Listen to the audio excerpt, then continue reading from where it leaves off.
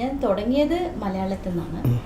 മലയാളത്തിൽ കൊച്ചു കൊച്ചു എന്താ പറയുക മർമറിങ് വോയിസസ്, ചെറിയ രകലവില ശബ്ദം ഇങ്ങനെയൊക്കെ തുടങ്ങിയിട്ട് പിന്നെ തമിഴിൽ ചെയ്യാൻ തുടങ്ങി. തെലുഗു പടം ചെയ്തിട്ടുണ്ട്, കന്നഡ ചെയ്തിട്ടുണ്ട്, ഹിന്ദി.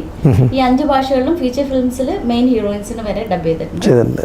ഇത് കൂടാതെ ബംഗാളി, ഇംഗ്ലീഷ്, പരസ്യങ്ങൾക്ക് അത് രണ്ടും കൂടെ ചേർക്കാം. അപ്പോൾ 7 ഭാഷകളിലായിട്ട് എൻ്റെ ശബ്ദമുണ്ട്. ഫീച്ചർ ഫിലിംസ് 5 ഭാഷകളിൽ ചെയ്തിട്ടുണ്ട്. ചേച്ചി ശരിക്കും ദൃശ്യവും ശബ്ദവും ചേരുമ്പോഴാണ് ഒരു കഥാപാത്രത്തിൻ്റെ പൂർണ്ണത. പക്ഷേ കൂടുതലും ദൃശ്യപരമായിട്ട് വിഷ്വലി ഒരു ആക്ട്രസ് അല്ലെങ്കിൽ ഒരു ആർട്ടിസ്റ്റ്, ആക്ടർ ആരും ആയിക്കോട്ടെ, അവരുടെ അഭിനയ മികവ് കൊണ്ട് കാണിക്കുന്ന വിസ്മയത്തെക്കുറിച്ചാണ് കൂടുതൽ ആളുകൾ ചർച്ച ചെയ്യുന്നതും അംഗീകരിക്കുന്നതും അഭിനന്ദിക്കുന്നതും. ആ ക്യാരക്ടറിൻ്റെ ഒരു കംപ്ലീഷന് വേണ്ടി, പൂർണ്ണതയ്ക്ക് വേണ്ടി ശബ്ദ സൗന്ദര്യം കൊണ്ടൊരു ഡബ്ബിംഗ് ആർട്ടിസ്റ്റ് നൽകിയിട്ടുള്ള കോൺട്രിബ്യൂഷൻ അത് ചെറിയ അളവിലേ പലപ്പോഴും ചർച്ച ചെയ്യാറുള്ളൂ.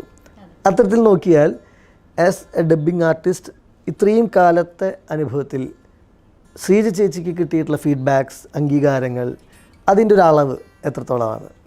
അതായത് ഞങ്ങളുടെ തുടക്കത്തിലും ഈ ഒരു അടുത്ത കാലം വരെ സോഷ്യൽ മീഡിയ അത്ര വലിയ പോപ്പുലർ, ഇത്രയ്ക്കും ഹൈടെക്കില് വന്നിട്ടില്ലല്ലോ. അപ്പോൾ ആ സമയത്ത് മാധ്യമങ്ങൾ ഉണ്ടായിരുന്നു, എന്നാലും ഡബ്ബിംഗ് ആർട്ടിസ്റ്റുകൾ എന്ന് പറയുമ്പം അത്ര വലിയ ഇമ്പോർട്ടൻസ് ഉണ്ടായിരുന്നില്ല. ഇന്ന് ഡബ്ബിംഗ് ആർട്ടിസ്റ്റ് ആരൊക്കെ ഉണ്ട്, ആർക്ക് ഡബ് ചെയ്യുന്നു എല്ലാം അറിയുന്ന ഒരു കാലഘട്ടമാണ്. കാരണം ഇമീഡിയറ്റ്ലി ഒരു പടം കഴിയുമ്പോൾ നമ്മൾ FBയിലോ അല്ലെങ്കിൽ ട്വിറ്ററിലോ അങ്ങനെ പോസ്റ്റ് ചെയ്യുമ്പം അത് ജനങ്ങളിലേക്ക് എത്തുന്നുണ്ട്.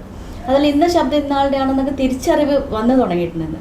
അന്ന് അതൊന്നുമില്ല. ഏതെങ്കിലും ഒരു പത്രക്കാർ നമ്മളെ വിളിച്ചൊരു ഇൻ്റർവ്യൂ ചോദിക്കുമോ തരുമോ എന്നുള്ള ഒരു നിലപാടായിരുന്നു അന്ന്. അതല്ലാതെ പിന്നെ അംഗീകാരം ഒരു അവാർഡിൻ്റെ നിലയിലാണെങ്കിൽ പോലും തുടക്കത്തിൽ ഡബ്ബിംഗ് ആർട്ടിസ്റ്റുകൾക്ക് അവാർഡ് ഇല്ലായിരുന്നു.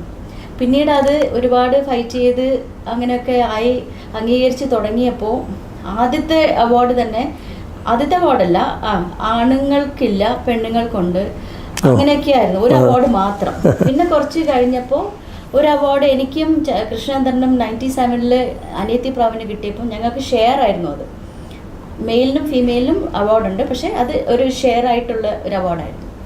പിന്നെ അത് കഴിഞ്ഞ് ഈ പറഞ്ഞ പോലെ മെയിലിനുണ്ടെങ്കിൽ ഫീമെയിലിനില്ല, ഫീമെയിലിനുണ്ടെങ്കിൽ മെയിലിനില്ല, ഇങ്ങനെയൊക്കെ ഒരു കാലഘട്ടമായിരുന്നു. പിന്നീട് ഒരു കാലഘട്ടത്തിൽ ഒട്ടുമില്ല. ഡബ്ബിംഗ് ആർട്ടിസ്റ്റുകളാണ് ആർട്ടിസ്റ്റുകൾ ചെയ്തിരിക്കുന്നതെന്ന് ഞങ്ങൾ അറിഞ്ഞില്ല എന്ന് പറഞ്ഞ് ജൂറി വരെ ഉണ്ടായിരുന്നു. അപ്പം അങ്ങനെയൊക്കെ അംഗീകാരം എന്ന് പറയുന്നത് നമ്മുടെ ഒരു കാറ്റഗറിക്ക്, ഡബ്ബിംഗ് ആർട്ടിസ്റ്റ് എന്ന കാറ്റഗറിക്ക് ഇപ്പോഴും നമ്മൾ കയ്യേന്തി നിൽക്കുന്ന ഒരു പൊസിഷനാണ്. ഓക്കെ, ഇവരിത് ചെയ്തു, ഇവർക്ക് ദേ ഡിസേർവ് ദാറ്റ് എന്നുള്ള രീതിയിൽ ഒരു അംഗീകാരം ഇപ്പോഴും കിട്ടിയതായിട്ട് എനിക്ക് തോന്നുന്നില്ല. അംഗീകാരം കിട്ടേണ്ടതുണ്ട് എന്ന് ഞാൻ എടുത്തു പറയുന്നതിൻ്റെ ഒരു കാരണം മൂല്യം കൊണ്ടാണ്. അതായത് ഒരു ഡബ്ബിംഗ് ആർട്ടിസ്റ്റ് ചേച്ചി ഉൾപ്പെടെയുള്ളവർ കലാപരമായിട്ട് ശബ്ദം കൊണ്ട് ഒരു കഥാപാത്രത്തിന് നൽകിയിട്ടുള്ളൊരു സംഭാവനയാണ് ആ ക്യാരക്ടറിനെ ജനപ്രിയമാക്കുന്നതിൽ പ്രധാന കാരണമെന്നിരിക്കെ ആ മേഖലയിലേക്ക് ഇതിന് ശബ്ദം നൽകിയത് ആര്, അയാളുടെ മുഖം, അയാളുടെ രൂപം എന്താണ്, അയാൾ ഇന്നയാളാണെന്നൊരു തിരിച്ചറിവ് മാധ്യമങ്ങളിലൂടെയോ അല്ലെങ്കിൽ സിനിമയുടെ മറ്റ് മേഖലകളിലൂടെയോ വലിയ രീതിയിൽ സംഭവിക്കാത്തിടത്താണ് ഒരു പക്ഷേ ഇത്തരത്തിലുള്ള അഭിമുഖങ്ങളുടെ പ്രസക്തി. ഇപ്പം ഞാൻ ഉദാഹരണം പറയുകയാണെങ്കിൽ, പ്രേക്ഷകർക്ക് ഇപ്പോൾ ഞാനൊരു പക്ഷേ പറയുമ്പോഴായിരിക്കും, കുറേ പേർക്ക് അറിയാം, എന്നാലും അറിയാത്ത കുറേ പേര് തിരിച്ചറിയുന്നത് ഇത്രയധികം ഹൃദയത്തോട് നെഞ്ചിലേറ്റിയ ബാഹുബലിയിലെ ദേവസേനയ്ക്ക് മലയാളത്തിൽ സ്വരം പകർന്നത് എൻ്റെ മുമ്പിലിരിക്കുന്ന ശ്രീജ ചേച്ചിയാണ്. പിന്നെ അങ്ങനെ നോക്കുകയാണെങ്കിൽ ഇപ്പോൾ വൈശാലി സുപർണയുടെ കഥാപാത്രം ചേച്ചിയാണ്, അമരത്തിൽ മാധുവിൻ്റെ ക്യാരക്ടർ ചേച്ചിയാണ്, പിന്നെ അനിയത്തി പ്രാവിലെ ശാലിനി ചെറിയ കുട്ടിയായിട്ട് അവതരിപ്പിച്ചിട്ടുള്ള പടങ്ങളിൽ നിരവധി കഥാപാത്രം, കാവ്യ മാധവൻ എന്ന അഭിനേത്രി മലയാളത്തിൽ അവതരിപ്പിച്ചിട്ടുള്ള ഇത്രയേറെ കഥാപാത്രങ്ങളിൽ ഒട്ടുമിക്കതിലും അല്ലേ 95% ചേച്ചിയുടെ വോയിസാണ്. മഞ്ജു വാര്യർക്ക് സല്ലാപത്തിൽ ശബ്ദം നൽകിയത് ചേച്ചിയാണ്. നയൻതാര അഭിനയിച്ചിട്ടുള്ള മലയാള സിനിമയിൽ ഒട്ടുമിക്കതിലും ചേച്ചിയുടെ സ്വരാണ്. ഇപ്പോൾ ബോഡിഗാർഡിൽ ഞങ്ങൾ ഭാഗ്യലക്ഷ്മി ഞാനും പാതിയാണ്. അതെ, അറിയാം. വോയിസ് തൊട്ട് അവരുടെ ലവ് ട്രാക്ക് മുഴുവൻ എൻ്റെ ശബ്ദം, ബാക്കി ലൈവിൽ വരുന്നത് ഭാഗ്യലക്ഷ്മി. അപ്പൊ റോമയ്ക്ക് വേണ്ടിയിട്ട് ശബ്ദം നൽകിയിട്ടുണ്ട്, ഭാവനയ്ക്ക് ഏതോ സിനിമയിൽ നൽകിയിട്ടുണ്ട്, ദിവ്യ ഉണ്ണി, നവ്യ നായർ, ഒരുപാട് നായികമാരുടെ ആദ്യത്തെ പടങ്ങൾ അധികവും ഞാനായിരിക്കും. അങ്ങനെ എനിക്കൊരു അനുഭവം ഉണ്ട്. പിന്നെ 90s നോക്കിയ സുനിത, സുചിത്ര, മാധു തുടങ്ങിയിട്ടുള്ള അന്നത്തെ ചാർമിള, ഇത് ഞാൻ ഇത്രയും ഡീറ്റെയിൽ ആയിട്ട് പറയാൻ കാരണം പ്രേക്ഷകർക്ക് പരിചിതമാണ് ഈ ക്യാരക്ടേഴ്സൊക്കെ, അവർക്ക് ഓർമ്മയുണ്ട് ശബ്ദമൊക്കെ. പക്ഷെ ശബ്ദം നൽകിയ ആള് ഇന്നാണെന്ന് അറിയുന്നിടത്താണല്ലോ അതിൻ്റെ ഒരു വലിപ്പം.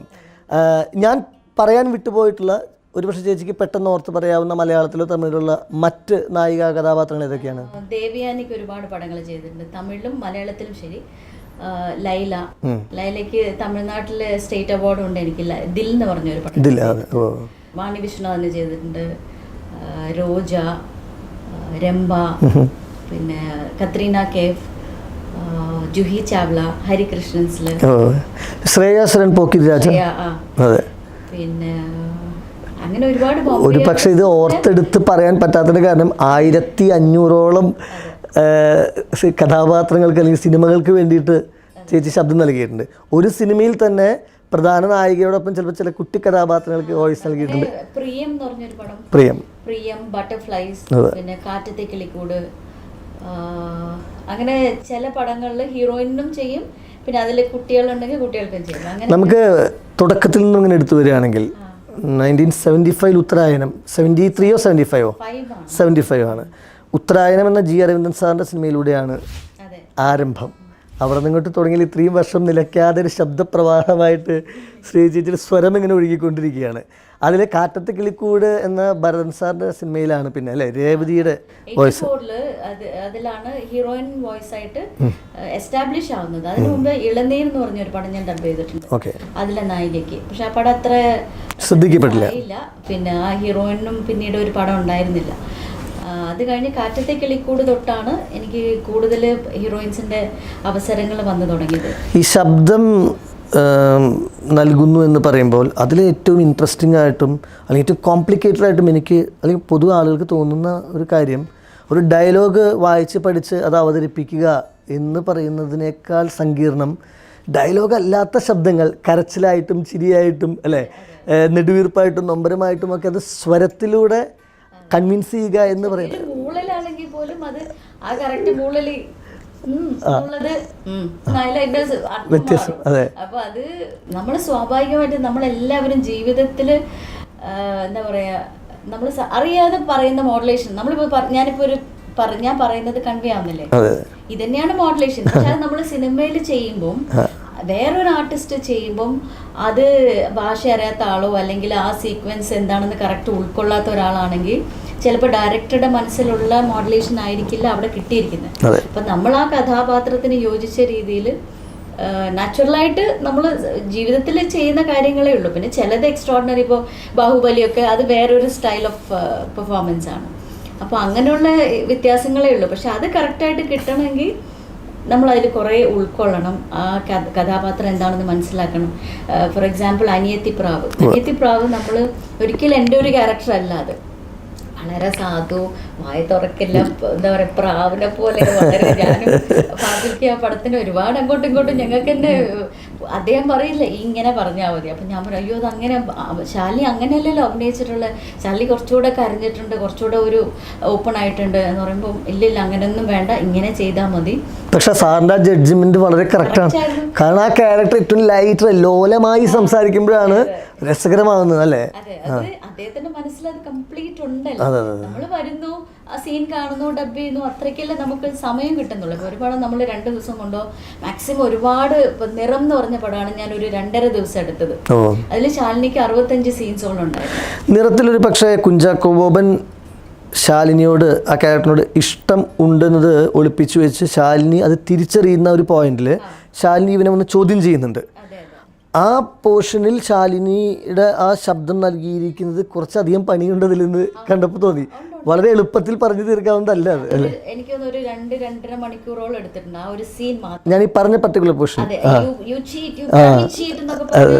നിനക്ക് പറയാമോ? മറ്റൊരുത്തനുമായിട്ട് എൻ്റെ കല്യാണം അല്ലെ, ബോബൻ ആലമൂടനുമായിട്ട് ഇവരെന്തോ പ്ലാൻ ചെയ്ത സമയത്താണല്ലോ. നീ പറഞ്ഞിരുന്നെങ്കിൽ ഞാൻ അവനെ ഒരിക്കലും ഇഷ്ടപ്പെടില്ലായിരുന്നു, അവനോട് അത് പറയില്ലായിരുന്നു. ഇവന് ഷർട്ട് പിടിച്ച് കുലുക്കി കരയുന്നതും പൊട്ടിക്കരയുന്നതും ഒക്കെ നല്ല സീനായിരുന്നു. ആ ഒരു സീനിന് കമൽക്ക ഇരുന്നാണ് ഡബ് ചെയ്തത്. അത് കുറച്ച് ഇമ്പോർട്ടൻറ്റ് സീൻ ആയതുകൊണ്ട് പുള്ളി പറഞ്ഞു ഞാൻ ഇരിക്കാം, ശ്രീ ഡബ് ചെയ്തോളൂ. അല്ല, കൂടെ ഒരാളും കൂടെ ചേരുമ്പോൾ ഡബിങ്ങില് ഇപ്പോൾ മോഹൻലാൽ എന്ന മഹാനടൻ, ഇത്രയും എക്സ്പീരിയൻസ് ഉള്ള ആൾ, അദ്ദേഹം ഡബ്ബിങ്ങിൽ കാണിക്കുന്ന ഒരു മികവ് എടുത്തു പറയേണ്ടതാണ്. കാറ്റത്തെ കിളിക്കൂടിൽ രേവതിയുടെ ഒരു ക്യാരക്ടർ ചേച്ചി ഡബ് ചെയ്യുമ്പോൾ ലാലേട്ടനും കൂടെ പാരലായിട്ടല്ലേ ചെയ്യുന്നത്, ഒന്നിച്ചാണ്. അപ്പം അന്നത്തെ കാലത്തൊക്കെ നമ്മൾ ഇപ്പോൾ ഒരു പേജ് ആണെങ്കിലും അത് ഫുൾ ബൈ ഹാർട്ട് ചെയ്ത് വേണം ഡബ് ചെയ്യാൻ. ഇന്ന് പഞ്ചിങ് സിസ്റ്റം പോലെ അല്ല കോമ്പിനേഷൻ. അപ്പം എനിക്കിപ്പോഴും ഓർമ്മയുണ്ട്, സുജാത ഡബിങ് സ്റ്റുഡിയോയിൽ റെഡ് കാപ്പറ്റാണ് അവിടെ വിരിച്ചിരിക്കുന്നത്. 2 സൈഡിൽ 2 ബൂത്തിൽ, ഒരു സൈഡ് ലാലേട്ടനും ഒരു സൈഡ് ഞാൻ നിൽക്കുന്ന രേവതിയുടെ ഒരു നല്ലൊരു കോമ്പിനേഷൻ സീനായിരുന്നു. അപ്പം ഞാനിരുന്ന് ഇതിങ്ങനെ പഠിക്കുക, ഞാൻ അവിടെ നിന്ന് പഠിക്കാം. അപ്പം എന്നോട് ലാലേട്ടൻ വന്നിട്ട് ആ ഫ്രെയിം ഒരു ബൂത്ത് പോലെ ഉണ്ട് അവിടെ, ഒന്ന് വേഗം പുള്ളിക്ക് ഭയങ്കര ബൈഹാർട്ടാണ്, എല്ലാം ടിപ്സിലല്ലേ അഭിനയിച്ച്. അതായത് മോഹൻലാൽ രേവതിയെ തല്ലുന്ന ഒരു സീക്വൻസ് ഉണ്ട് അതിൽ. ഈ ഭരത് ഗോപിയുമായിട്ട് എന്തോ ഇഷ്ടം റിലേഷൻഷിപ്പ് എന്ന് പറഞ്ഞിട്ടുള്ളൊരു വഴക്കാണ്. പക്ഷെ അവിടെയാണ് ഈ രേവതി കുറച്ച് കരഞ്ഞും പിഴിഞ്ഞും ഒച്ച വെച്ച് ഇവർ തമ്മിലൊരു ഫ്രിക്ഷനാണ് ആ സീൻ. നമ്മളിങ്ങനെ പറഞ്ഞു പോകുമ്പോൾ ഒരു പക്ഷേ കണ്ടുകൊണ്ടിരിക്കുന്നവർക്ക് മനസ്സിലാവുന്നതിനേക്കാൾ കുറച്ചുകൂടെ വ്യക്തമാവുക നമ്മൾ ചേച്ചി ശബ്ദം നൽകിയിട്ടുള്ള സീനുകൾ കാണിക്കുമ്പോഴായിരിക്കും. നമുക്കൊരു സീൻ കണ്ടിട്ട് വരാം. ഞങ്ങൾ തമ്മിൽ പറഞ്ഞു ചേർക്കേണ്ട കാര്യമാണ്. പറയടി, മനസ്സില്ലെങ്കിലോ തൊട്ടുപോയി തന്നെ ഇനി ശബ്ദിച്ച നിങ്ങളെ കൊന്നുകളയും. ഞങ്ങളെ പറഞ്ഞു നിർത്തலாம். പറയടി, നിനക്കറിയോ നിന്റെ താളത്തിനൊത്ത് തുള്ളിയവനാണ് ഞാൻ. എന്നിട്ടിപ്പോ എന്റെ കൺമുമ്പിൽ വെച്ച് ഈ മനുഷ്യനോടൊപ്പം പറയടി. അപ്പൊ ഈ മനുഷ്യന്റെ ഭാര്യയുമായി നിങ്ങൾക്ക് എന്തോ ആവാം. നീ എന്താ പറഞ്ഞത്? ഒരിക്കൽ ഇവിടെ പറ.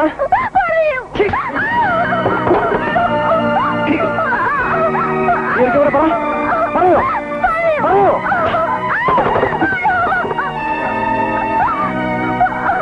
പറയടി പറയടി. പഠിച്ചാൽ മാത്രം പോരല്ല, അഭിനയിച്ച ഒരു സംഭവം പുള്ളിക്ക് അതിന്റെ ടൈമിങ് അറിയാം.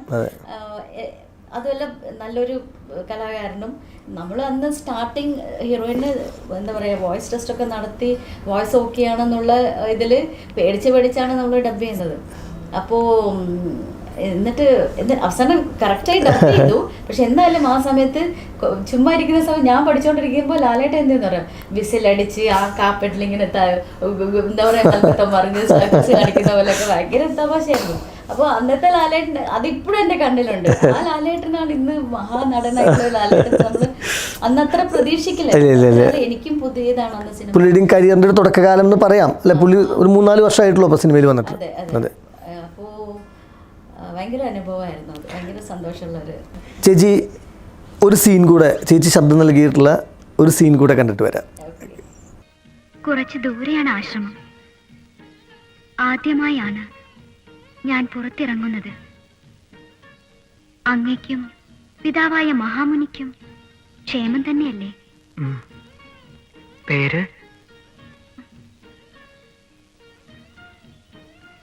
വൈശാലൻ. ഞാൻ ഋഷ്യശൃംഗൻ. കേട്ടിട്ടുണ്ട്. അയൽക്കാരെ കൂടി കാണാൻ അനുവദിക്കാതെയാണ് അവിടുത്തെ അച്ഛൻ മകനെ വളർത്തുന്നതെന്നും ഞങ്ങൾക്കറിയാം. അതിനുശേഷം ചേച്ചിയെ തേടിയ അവാർഡുകൾ എത്തിയിട്ടുണ്ട്. അനിയത്തിപ്രാവിൽ Kerala state film award for best dubbing artist, നേരത്തെ പറഞ്ഞ ശാലിനിയുടെ ശബ്ദത്തിന്, അതുൾപ്പെടെയുള്ള അങ്ങനെ കിട്ടിയിട്ടുള്ള പുരസ്കാരങ്ങൾ പെട്ടെന്ന് ഓർത്ത് പറയാം.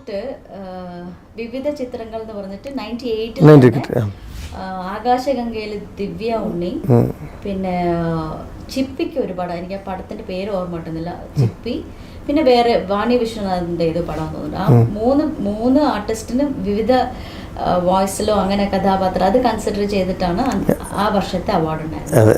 പിന്നെ മിന്നാ മിന്നിക്കൂട്ടം റോമയ്ക്ക് വേണ്ടി നോട്ട്ബുക്കിലും ചെയ്തിട്ടുണ്ട്. നോട്ട്ബുക്ക് വേറെ ആരോ ചെയ്തിരുന്നു, പിന്നെ എന്തോ എന്നെ വെച്ച് ട്രൈ ചെയ്യാന്ന് പറഞ്ഞിട്ട് അങ്ങനെയാണ് അത്. ഞാൻ സത്യം പറഞ്ഞാൽ പേടിച്ചടപ്പത്, കാരണം റോമ ഇത്രയല്ലേ ഉള്ളൂ. എനിക്ക് ആ കുട്ടിക്ക് +2 സ്റ്റുഡൻ്റ് ആയിട്ടോ എന്തോ അല്ല, ചേരുവോ എന്നുള്ളൊരു പേടിയായിരുന്നു. പക്ഷെ അതെങ്ങനെയോ. പിന്നെ ചോക്ലേറ്റിൽ ചെയ്തിട്ടുണ്ടോ റോമയുടെ? റോമയ്ക്ക് കളേഴ്സ് എന്ന പടം അല്ലാതെ ചോക്ലേറ്റ്, പിന്നെ ഏതെല്ലോ പടം അഭിനയിച്ചിട്ടുണ്ടല്ലോ. പല പടങ്ങളിലും ചേച്ചിയുടെ ശബ്ദം തന്നെയാണ്. കളേഴ്സ് മാത്രമേ എനിക്ക് മിസ്സായിട്ടുള്ളൂ. പിന്നെ അതിന് ശേഷം മിന്നാമിന്നിക്കൂട്ടത്തിന് ശേഷം പിന്നെ ഒരു അവാർഡ് കൂടി വന്നിട്ടുണ്ട്. കിട്ടിയത് അയാൾ അതില് ഇനിയൊക്കെ ഡബ് ചെയ്തത്. അങ്ങനെ 4 കേരള സ്റ്റേറ്റ് അവാർഡും 1 തമിഴ്നാട് സ്റ്റേറ്റ് അവാർഡും. ഈ ചേച്ചി നേരത്തെ പറഞ്ഞല്ലോ, ഈ റോമയെ കാണുമ്പോൾ റോമ കുറച്ചുകൂടെ ചെറിയ കുട്ടിയല്ലേ, അത്ഭുതം തോന്നുന്നു പറഞ്ഞല്ലോ. പ്രേക്ഷകർ തിരിച്ചാണ് അത്ഭുതം. കാരണം ഈ ചെറിയ കുട്ടിക്ക് വേണ്ടി ഇത്ര നന്നായി, ചെറിയ കുട്ടി പറഞ്ഞാൽ താരതമ്യേന അവർ വലിയ ആളല്ലല്ലോ, ആ ശബ്ദം നൽകിയിട്ടുള്ളത് ഇത്രയും എന്താ പറയുക പക്വതയുള്ള ഒരാളാണോ എന്ന് പറയുന്നത് അത്ഭുതം ഉണ്ടാവും. കാവ്യക്ക് ഡബ് ചെയ്യുമ്പോഴും എല്ലാം തന്നെ ഞാൻ ഡബ് ചെയ്തിട്ടുള്ള മോസ്റ്റ്ലി പിന്നെ ഹീറോയിൻസ് എല്ലാം എന്നെക്കാളും നല്ല ഒരു 10-20 വയസ്സിനെങ്കിലും ഡിഫറൻസ് ഉള്ള കുട്ടികൾക്ക് വരെ ഞാൻ ഡബ് ചെയ്തിട്ടുണ്ട്. അതെന്തോ ദൈവാനുഗ്രഹം എന്ന് പറയാം. പിന്നെ നേരത്തെ തമിഴ്നാട് ഫിലിം അവാർഡ്സ് കിട്ടിയിട്ടുണ്ട്. ദിൽ എന്ന ഫിലിമില് ലൈലയ്ക്ക് വേണ്ടി ഡബ് ചെയ്തതിന് തമിഴ്നാട് സ്റ്റേറ്റ് അവാർഡ്. അങ്ങനെ 5 സ്റ്റേറ്റ് അവാർഡും പിന്നെ 2 കേരള ക്രിറ്റിക്സ് അവാർഡുണ്ട്. മനസ്സിനക്കരെ ഡബ് ചെയ്തതിന് നയൻതാരയ്ക്ക് വേണ്ടി ആ പടത്തിനും പിന്നെ പറഞ്ഞു തീരാത്ത വിശേഷങ്ങൾ അതിൽ ലക്ഷ്മി ഗോപാൽ സ്വാമിക്ക് വേണ്ടി. അങ്ങനെ ഇപ്പോൾ വിക്കിപീഡിയയിൽ തട്ടൽ ഈ ഇടയ്ക്കാണ് ആരും എൻ്റെ ഒരു ഫാൻ അയച്ചത്. വിക്കിപീഡിയയിൽ അവർ അടിച്ചു നോക്കിയപ്പോൾ ഏറ്റവും കൂടുതൽ അവാർഡ്സ് കിട്ടിയിരിക്കുന്നത് എനിക്കാണെന്ന് പറഞ്ഞ അവരൊരു MG ശ്രീകുമാർ എന്ന ഗായകൻ, അദ്ദേഹത്തിൻ്റെ ശബ്ദം മോഹൻലാലിൻ്റെ അഭിനയത്തിനോട് വളരെ മാച്ച് ചെയ്യുന്നതാണ്. അപ്പോൾ എന്നാൽ യേശുദാസ് സാറിൻ്റെ ശബ്ദവും മാച്ചിങ് ആണ്, ജയചന്ദ്രൻ സാറിനും ഒക്കെ ശരിയാണെങ്കിലും MG ശ്രീകുമാർ മോഹൻലാൽ കോമ്പിനേഷൻ എടുത്തു പറയാവുന്നതാണ്. എന്ന പോലെ ചേച്ചിക്ക് ഇത്രയും ഞാൻ പറഞ്ഞ നായികമാരിൽ ഒരു പക്ഷേ ഏറ്റവും കൂടുതൽ ചേച്ചിക്ക് സിങ്ക് ആവുന്നു എന്ന് തോന്നിയിട്ടുള്ളത് പെർഫോമൻസ് വൈസ് കൂടെ നോക്കുമ്പോൾ അത് കാവ്യയാണോ അല്ലെങ്കിൽ മീരയാണോ ദിവ്യയാണോ നയൻതാരയാണോ, ആരാണ് ചേച്ചിക്ക് തോന്നിയിരിക്കുന്നത്? എനിക്ക് ഞാൻ എങ്ങനെ വെച്ചാൽ ഒരു ആർട്ടിസ്റ്റിന്റെ പെർഫോമൻസ് അനുസരിച്ച് പോകണമെന്ന് ആഗ്രഹിക്കുന്ന ഒരു കൂട്ടത്തിൽ. അപ്പോൾ അവർ ചെയ്തിരിക്കുന്നതിനേക്കാളും നന്നാവണം, ഡയറക്ടർക്ക് എന്താ വേണ്ടത് അതിനേക്കാളും അങ്ങനെ ഒരു ഡെഡിക്കേറ്റ് ചെയ്യുന്ന ഒരു ആർട്ടിസ്റ്റാണ് ഞാൻ. അപ്പോൾ എൻ്റെ വോയിസ് കൂടുതൽ സൂട്ടാവുന്നു മറ്റുള്ള ആൾക്കാർ പറയുമ്പോഴാണ് എനിക്കത് അറിയുന്നത്. അപ്പോൾ കാവ്യ മാധവനാണ് കൂടുതൽ ഒരു സിങ്കായിട്ടുള്ളത്. കാവ്യയുടെ ശബ്ദം, കാവ്യയ്ക്ക് ഏറ്റവും മാച്ച് ആവുന്ന ചേച്ചിയുടെ വോയിസാണ് ദിലീപ് വരെ എന്നോട്. അപ്പോൾ അങ്ങനെ കാവ്യയുടെ വോയിസ് ആയിട്ടാണ് കൂടുതൽ എനിക്കൊരു റെക്കഗ്നീഷൻ കിട്ടിയിരിക്കുന്നത്. കാരണം അവർക്കാണ് കൂടുതൽ ഫിലിംസ് ചെയ്ത്. ഇന്നിപ്പം എന്താ പറയുക, ഇപ്പോൾ റോമയ്ക്ക് ചെയ്തപ്പോൾ അത് റോമയായിട്ടും ശാലിനി തന്നെ പറയാറുണ്ട്. ശാലിനിയുടെ കുറേ ഫാൻസ് കണ്ടിട്ട് ചേച്ചി തന്നെയല്ലേ അത് ചെയ്തത് എന്നുള്ള അവർ തന്നെ ചെയ്തതായിട്ട് പറഞ്ഞിട്ടുണ്ട്. അപ്പോൾ അതോടുകൂടി ജെല്ലായിട്ടുണ്ടെന്നല്ല എൻ്റെ അർത്ഥം. അപ്പം അങ്ങനെ ഓരോ ആർട്ടിസ്റ്റുകൾക്കും സൂട്ടബിൾ ആയിട്ടാണ് എനിക്ക് ഫീഡ്ബാക്ക് കിട്ടിയിരിക്കുന്നത്. അമല പോളിന് ഞാൻ ചെയ്തിരുന്ന ഒരു പടം റൺ ബേബി റൺ. എന്നാൽ നമ്മൾ ഈ പറഞ്ഞ പേരുകളിലൊന്നും പറയാതിരുന്ന ഒരു പേര് ഞാനിപ്പോൾ ഒന്ന് ഓർത്തെടുത്ത് പറഞ്ഞോട്ടെ. എനിക്ക് പേഴ്സണലി വളരെ ഇഷ്ടപ്പെട്ട ചേച്ചിയുടെ ഡബ്ബിങ് നരസിംഹത്തിലെ ഐശ്വര്യയുടെ അതിഗംഭീരമാണ്. കാരണം ഐശ്വര്യയുടെ പെർഫോമൻസിൽ ഒരു കുസൃതിയും കൂസലില്ലായ്മയും ഒക്കെ ഉണ്ട്. അതിനെ മാത്രമല്ല ഇപ്പോഴത്തും ലാൽ സാർ ഇങ്ങനെ രഞ്ജിത്ത് സാർ ഇത് ഡയലോഗുകൾ ഇങ്ങനെ വെച്ചടിക്കുമ്പോൾ ഒപ്പം ഒരു നായിക പറഞ്ഞു നിൽക്കണമല്ലോ. അത് ഉണ്ട് അല്ലേ? അതെ, സാറ് വണ്ടി എടുത്തോ അതൊക്കെ പറയുന്നത് ഈ പേര് അച്ചുവേട്ട അതൊക്കെ പറഞ്ഞ് അവരൊന്നിച്ചിട്ട് ജീപ്പിലിരുന്നിട്ടുള്ള കുറേ ഡയലോഗുകളുണ്ട്. ശബ്ദത്തിൻ്റെ പ്രവാഹം ഒരു നദി പ്രവഹിക്കുന്ന പോലെ തന്നെയാണ്. ഒരു നദി പ്രവഹിച്ച് കഴിഞ്ഞാൽ അത് ഉപനദിയായിട്ട് വീണ്ടും ഒഴുകിക്കൊണ്ടിരിക്കും, അത് നിൽക്കുന്നില്ല. ചേച്ചി പറഞ്ഞു ബോഡി ഗാർഡ് വരെ നയൻതാരയുടെ ചെയ്തു, പക്ഷെ തുടർന്നും നയൻതാരയുടെ ശബ്ദമായിട്ട് മലയാളികൾ കേൾക്കുന്നത് ചേച്ചിയുടെ മകളുടെ ശബ്ദമാണ്. ചെറുതിൽ അവള് പിന്നെ 1.25-2 വയസ്സിന് മുമ്പേ തന്നെ തൊട്ടാ ചിനുങ്ങി എന്ന് പറഞ്ഞ് ഞാൻ ഡബ് ചെയ്ത ദേവ്യാനിക്ക് വേണ്ടി ഡബ് ചെയ്ത ഒരു പടത്തിന്റെ റേഡിയോ ട്രെയിലറിന് വേണ്ടിയിട്ട് അവൾ വോയിസ് കൊടുത്തിട്ടുണ്ടായിരുന്നു. എങ്ങനെയാ വെച്ചാൽ ഞാനത് പറയാൻ വേണ്ടി പോയപ്പോൾ ഇവള് കൺസോളിലിരുന്നുകൊണ്ട് ആ പടത്തിന്റെ പേര് തൊട്ടാ ചിനുങ്ങി എന്നാണല്ലോ. അപ്പോൾ സ്പാൻ വിഷൻ വഴങ്ങും തൊട്ടാ ചിനുങ്ങി എന്ന് ഞാൻ പറയുന്നത് അവള് കേട്ടിട്ട് തൊട്ടാ ചിനുങ്ങി ഇങ്ങനെ റിപ്പീറ്റ് ചെയ്യായിരുന്നു. അപ്പോൾ ഡയറക്ടർ അദീമാൻ സാർ കേട്ടിട്ട് പറഞ്ഞു, പിന്നെ ഒന്ന് മോളുടെ വോയിസിൽ അത് റെക്കോർഡ് ചെയ്യണം, നന്നായിട്ടുണ്ട്, അത് കേൾക്കാൻ ക്യൂട്ടായിട്ടുണ്ട്, ഒന്ന് പറയിപ്പിക്കുമെന്ന് ചോദിച്ചു. അങ്ങനെ അവളെ മൈക്കിന് മുമ്പിൽ കൊണ്ടുവന്ന് ഞാൻ തന്നെ പറഞ്ഞു കൊടുത്ത് അവള് തൊട്ടാ ചിനുങ്ങി എന്ന് ഞാൻ പറയുമ്പോൾ അതേപോലെ തന്നെ അവള് തൊട്ടാ ചിനുങ്ങി അങ്ങനെ റിപ്പീറ്റ് ചെയ്യായിരുന്നു. അപ്പോൾ അങ്ങനെ അത് എയറിൽ വന്നത് എൻ്റെ വോയിസിൽ സ്പാൻ വിഷൻ വഴങ്ങും തൊട്ടാ ചിനുങ്ങി മോളുടെ വോയിസിൽ വരും. അതാണ് അവളുടെ മൈക്കിന് മുമ്പിൽ തുടക്കം. പിന്നെ 4 വയസ്സുണ്ടാവും തോന്നുന്നു, 4-3 വയസ്സ്. എനിക്ക് ആ ഏജ് ഇയർ നോക്കിയാലേ പറയാൻ പറ്റും. ലാലേട്ടൻ അഭിനയിച്ച ഇന്ദ്രപ്രസ്ഥം അല്ല വാനപ്രസ്ഥം. അപ്പോൾ വാനപ്രസ്ഥം അതിൽ ലാലേട്ടൻ്റെ മോളായിട്ട് ഒരു കുട്ടി അഭിനയിച്ചിട്ടുണ്ട്. ആ കുട്ടിക്കാണ് മോൾ ആദ്യമായിട്ട് സിനിമയിൽ ശബ്ദം കൊടുക്കുന്നത്. 99-ലൊക്കെയാണ് ചേച്ചി പറഞ്ഞത് നടക്കുന്നത്, ഒരു 20 years മുമ്പ്. വാനപ്രസ്ഥം മുമ്പ് തന്നെയാണ്. അത് കഴിഞ്ഞിട്ട് FIR അതേ അന്നത്തെ ദിവസം തന്നെ വൈകിട്ട് അതിൽ സുരേഷ് ഗോപിയുടെ മകളായിട്ട് ഒരു കുട്ടിയുണ്ട്. ഇന്ദ്രജിക്ക് ഞാൻ ഡബ് ചെയ്യുന്നു, മോൾ അതിൽ ആ കുട്ടിക്ക് ഡബ് ചെയ്തു. പിന്നെ ഫുൾ അവള് പഠിത്തത് തന്നെയായിരുന്നു, ഗ്യാപ്പായിരുന്നു.